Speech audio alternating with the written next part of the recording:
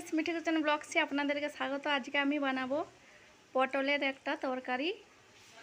সেটা আপনারা রুটি দিয়ে বা ভাত দিয়ে খেতে পারেন, খুব সুন্দর টেস্ট আছে পটলের তরকারিটা, বা পটলের দম বলতে পারেন।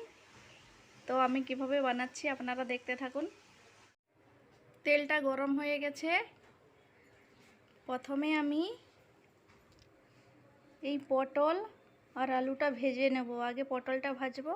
তো আমি নুন হলুদ মাখাইনি, আপনারা নুন হলুদ মাখিয়ে এর জলটা ঝাড়িয়ে নিতে পারেন। তো আমি গরম তেলের মধ্যে নুন আর একটু হলুদ দিয়ে দেব, তারপরে আগে পটলগুলোকে ভেজে নেব।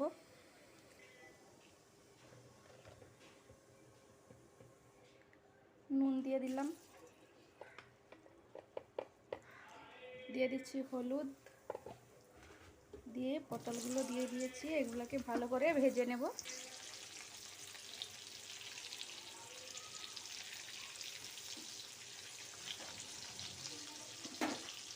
পটলগুলোকে উল্টে পাল্টে ভেজে নিয়েছি। এবার আমি আলুগুলো দিয়ে দেব। আলুগুলো পটলের সঙ্গে ভালো করে ভেজে নেব।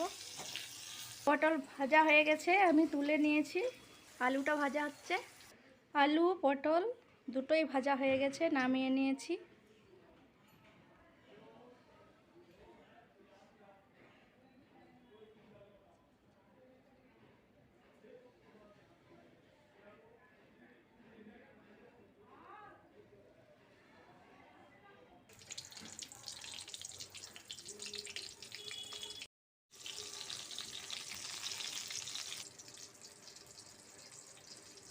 এই মশলাগুলোর সাথে নিয়ে নেব হাফ চামচ লঙ্কা গুঁড়ো, আর হাফ চামচের একটু কম হলুদ গুঁড়ো, হাফ চামচের একটু কম নুন, আদা রসুন বাটা হাফ চামচ, হাফ চামচের হাফ ধনে গুঁড়ো। এই মিশ্রণটাকে ভালো করে মিশিয়ে নেব। আর এই যে গোটা মশলাটা রয়েছিল, এটাকে আমি বেটে নেব ভালো করে। দেখলেন তো যেই মশলাগুলো আমি ভেজেছিলাম, টমেটো একটা, পেঁয়াজ একটা, দুটো লঙ্কা কাঁচা, আর কাজু বাদাম আছে 6-7টা, ভালো করে বেটে নিয়েছি। টমেটো ছালটা উঠিয়ে নিয়েছিলাম। তেলটা গরম হয়ে গেছে, দিয়ে দেব গোটা জিরে ফোড়ন, দিয়ে দেব এই গুলিয়ে রাখা মশলাটা,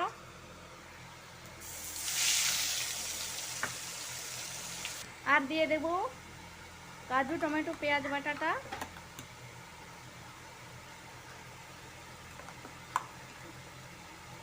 সব দিয়ে ভালো করে মিক্স করে নেব। দিয়ে দেব একটু চিনি,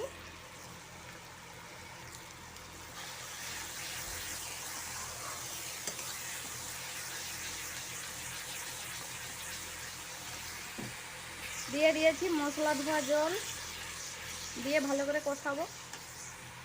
আপনারা চাইলে দইও দিতে পারেন। তো মশলাটা আমাদের কষানো হয়ে গেছে, তেল ছেড়ে এসছে। এইবার আমি ভেজে রাখা আলু আর পটলটা দিয়ে দেব।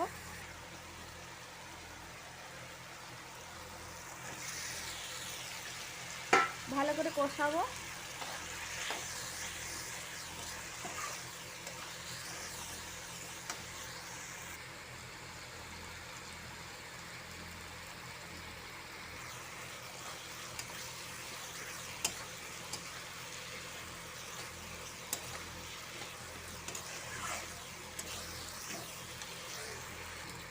আলু পটল কষানো হয়ে গেছে, এর মধ্যে আমি জল দিয়ে দেব।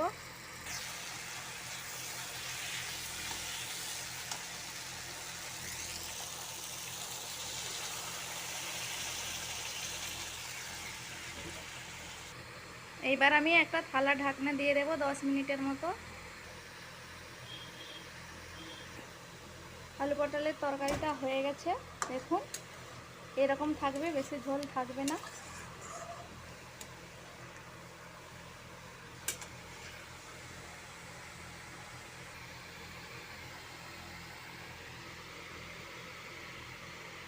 গরম মশলা গুঁড়ো দিয়ে দেব।